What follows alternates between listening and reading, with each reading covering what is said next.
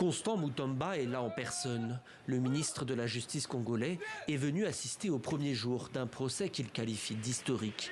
L'audience est d'ailleurs retransmise en direct à la télévision nationale. Sur le banc des accusés, devant la cour militaire de Gombe, 5 hommes. Ils sont soupçonnés d'appartenir à l'AFC, l'Alliance Fleuve Congo, une coalition politico-militaire regroupant plusieurs entités, dont le groupe armé du M23 soutenu par le Rwanda, en guerre ouverte avec les forces gouvernementales.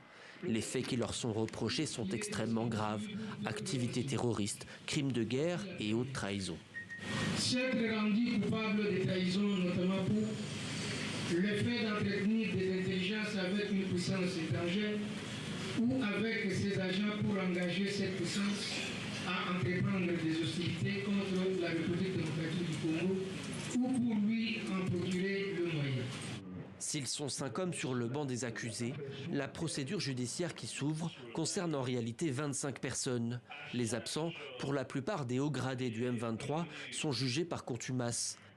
Parmi eux, Corneille Nangaa, l'ancien président de la CENI, bien connu du grand public. Après de nombreux déboires politico-judiciaires, l'homme avait quitté la RDC fin 2023 pour le Kenya. De l'étranger, il avait annoncé la création de l'Alliance Fleuve Congo et troqué son costume pour un habit militaire. Aux yeux de l'État, il est désormais un traître, en fuite. Et sa sentence, comme celle des autres, pourrait être extrêmement lourde.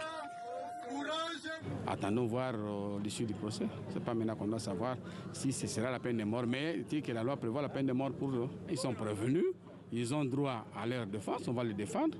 Et la sentence finale proviendra du juge. Un procès sans le principal accusé donc, mais le gouvernement congolais veut montrer qu'il agit contre le M23, à défaut pour le moment de gagner la guerre sur le terrain où les combats continuent.